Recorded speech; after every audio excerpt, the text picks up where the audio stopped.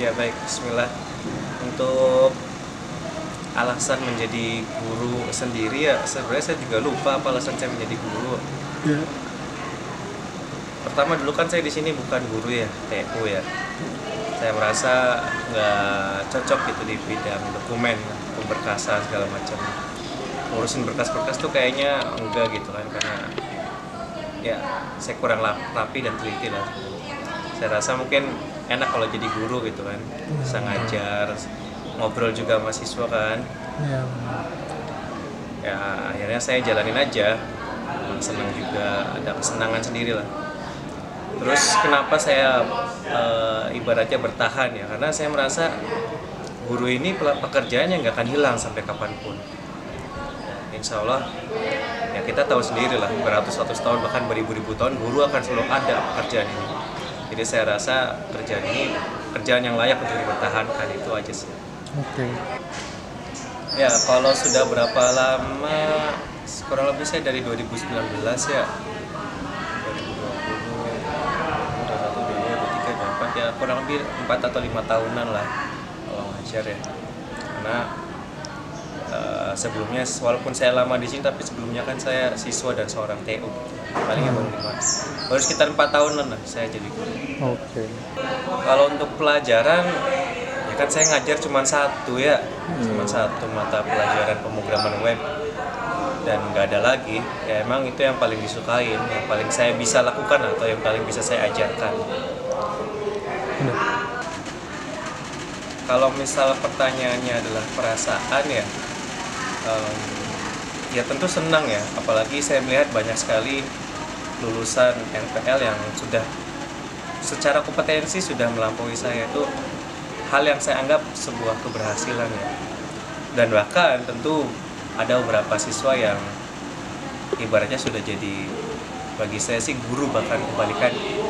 Dulu saya sempat ngajar tapi sekarang mereka punya kemampuan yang lebih, ya saya malah belajar ke mereka, nanya ke mereka. Itu hal yang paling bikin saya senang ya, ketika seorang murid punya kemampuan lebih dan saya bisa bertanya lebih ke dia. Oke, untuk penggunaan teknologi ya tentu saya menggunakan teknologi dalam pembelajaran saya. Entah dari segi presentasi, dari segi praktik dan lain sebagainya ya, itu sangat penting karena mau nggak mau saya mengajar mata pelajaran pemrograman web nggak mungkin tanpa teknologi. Mungkin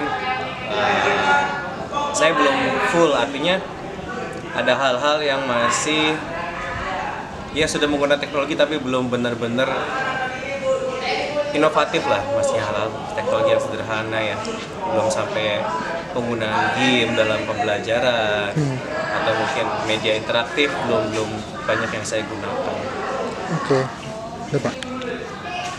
Kalau untuk pengajaran ya bagaimana meningkatkan atau mempertahankan, ya saya coba memahami aja sih bagaimana siswa itu bisa mudah memahami pembelajaran saya ya, bagaimana siswa bisa mempraktekkan apa yang saya ajarkan dan bisa apa ya bahasanya, ilmu tuh nggak cepet hilang gitu. Saya coba mempelajari itu, memahami itu, dan setiap tahun saya merubah cara saya ngajar memang itu. Dan ya alhamdulillah kemarin saya baru saja ikut program profesi guru, yaitu sertifikasi untuk guru profesional. Itu saya belajar tuh bagaimana cara mengajar, memahami siswa, bagaimana membuat pembelajaran yang apa ya bahasanya, unik lah untuk setiap masing-masing siswanya. Mungkin itu sih yang selama ini saya lakukan. Ya kalau untuk kemampuan profesional ya saya alhamdulillah sudah mempelajari bahasa pemrograman atau dunia programming ini dari tahun 2012 ya, berarti berapa tahun? Kurang lebih 12-13 tahunan lah.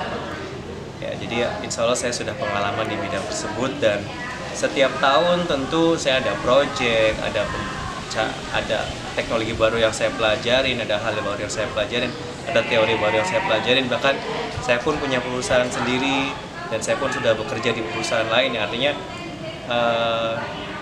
saya berusaha biar ilmu saya tidak hilang dengan cara kerja di tempat lain, open freelance, open business, open jasa.